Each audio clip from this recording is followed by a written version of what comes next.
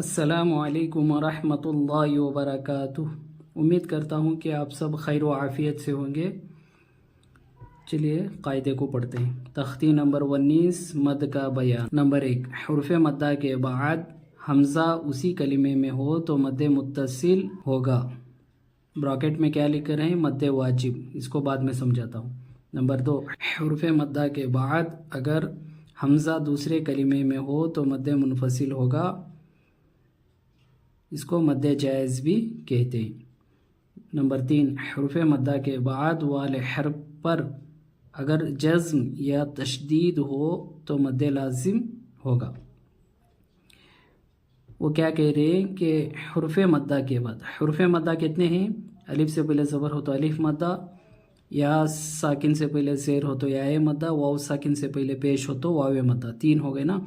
तो हुर्फ़ मद्दा के बाद हमज़ा हो और उसी कलिमे में हो, उसी वर्ड में हो, दूसरे वर्ड में ना हो।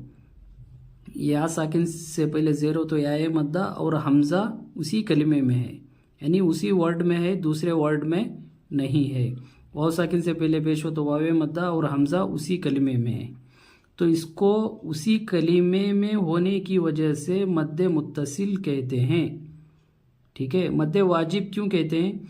कि इस पर मद्दे मुत्तसिल पर तमाम क़ुर्रा क़ारियों का इजमा है, यानी इसमें किसी क़ारी का अब तक इख्तिलाफ नहीं होकर है। इस वजह से इसको मद्दे वाजिब भी कहते हैं। मद्दे मुत्तसिल की मिक़दार है 2, 2.5, 4 अलिफ है। मद्दे मुनफसिल हरफ मद के बाद, यानी या साकिन से पहले ज़ेर हो तो या मद, अलिफ से पहले ज़बर हो तो अलिफ मद, यहाँ भी तो अलिफ मद्दा है। तो उसके बाद क्या है? हमज़ा है। ठीक है।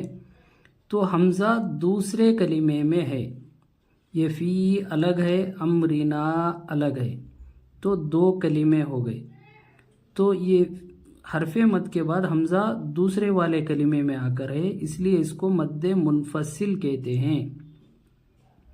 ला अलग है, इलाहा अलग है, तो इलाहा में हमज़ा आकर है, ला में आकर नहीं है। ला में जो है वो अलिफ मद्दा, अलिफ मद्दा से पहले, अलिफ से पहले ज़बर हो तो अलिफ मद्दा है, उसके बाद हमज़ा दूसरे कलिमे में है, तो इसको मद्दे मुनफसिल कहते हैं। तो मद्दे मुनफसिल को भी 2, 2.5, 4 अलिफ तक इसकी मिक़दार है। इसकी मद्दे मुत्तसिल की मिक़दार और मद्दे मुनफसिल की भी मिक़दार एक ही है। अच्छा, इसमें एक दूसरी बात ज़िक्र की गई थी, वो ये है कि मद्दे जायज़, मद्दे जायज़ इसको क्यों कहते हैं? कि इसमें जो है इसकी मिक़दार क्या है? 2, 2.5, 4 अलिफ है ना। इसको एक अलिफ भी कर सकते हैं, यानी फ़ी खींचना था ना, उसको फ़ी एक अलिफ तक भी पढ़ सकते हैं। इसलिए इस लिहाज से इसको मद्दे जायज़ भी कहते हैं। जब आप कुरान पाक की तिलावत करते हैं तो मद्दे मुत्तसिल का दर्जा मद्दे मुनफसिल से आगे रखना है। ठीक है। आप मद्दे मुनफसिल को 2, 2.5, 4 में से 4 को ले लिए और मद्दे मुत्तसिल को 2, 2.5, 4 में से 2.5 को ले लिए, तो ये जायज़ नहीं है। इसका दर्जा औला है, इसका बाद का दर्जा है। अगर दोनों को साथ में लेकर चल रहे हैं तो ठीक है, लेकिन इसको आगे करके इसको पीछे नहीं करना है। ठीक है। इसमें जो है 2 भी पढ़ सकते हैं, 2.5 अलिफ तक भी खींच कर पढ़ सकते हैं, 4 अलिफ भी खींच कर पढ़ सकते हैं, लेकिन 2 से कम इसमें नहीं करना है मद्दे मुत्तसिल में। ठीक है। मद्दे मुनफसिल में 2, 2.5, 4 अलिफ पढ़ सकते हैं, लेकिन 1 अलिफ तक भी खींच कर पढ़ सकते हैं। ये जायज़ है, इसको कसर कहते हैं, या मद्दे जायज़ इसीलिए इसको कहते हैं। एक बात ये हुई। दूसरी बात ये समझाना था कि मद्दे मुत्तसिल में हमज़ा की शक्ल इस तरह की होती है असली, और मद्दे मुनफसिल में हमज़ा की शक्ल अलिफ की शक्ल में होती है। इसको ज़हन नशीन कर लीजिए। ठीक है। मद्दे मुत्तसिल में हमज़ा इस तरह होगा, मद्दे मुनफसिल में हमज़ा इस तरह होगा। अब मद्दे लाजिम को समझेंगे। तो उन्होंने क्या कहा कि हरफ मद के बाद साकिन हर्फ या तशदीद वाला हर्फ हो तो मद्दे लाजिम होगा। تو یہاں پر دیکھیے الف کے اوپر کھڑا زبر ہے، کھڑا زبر الف مدہ کے برابر ہوتا ہے، تو الف مدہ ہو گیا نا. تو اس کے بعد کیا ہے؟ ساکن حرف. لام پر سکون ہے تو لام ساکن. تو حرف مد کے بعد ساکن حرف یا تشدید والا حرف، الف مدہ کے بعد تشدید والا حرف ہے. یہاں پر صاد کھڑا زبر سو، تو کھڑا زبر کس کے برابر ہے؟ الف مدہ کے برابر. تو کھڑا زبر کے بعد تشدید والا حرف ہے، اس لیے اس کو مد لازم کہتے ہیں. اب ہجے رواں کے ساتھ پڑھنا سکھاتا ہوں. جیم الف مد زبر جا، حمزہ زبر آ، جا آ.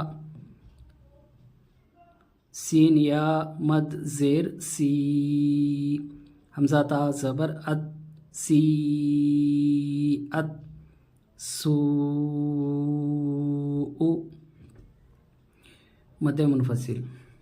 فی امرنا لا الہ. ان نون اور میم پر تشدید ہو تو گنہ ہوگا.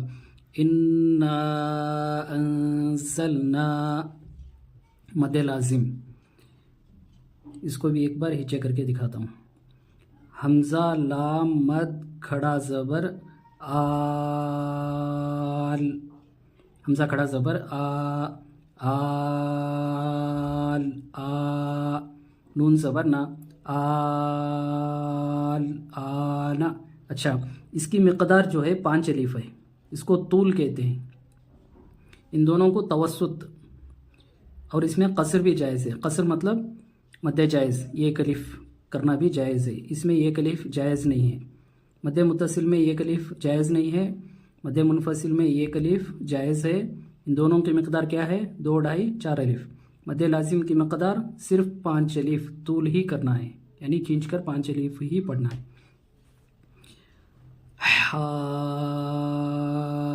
حاجوک والصافات. امید ہے کہ آپ کو یہ تختی اچھے سے سمجھ میں آ گئی ہوگی. السلام علیکم ورحمۃ اللہ وبرکاتہ.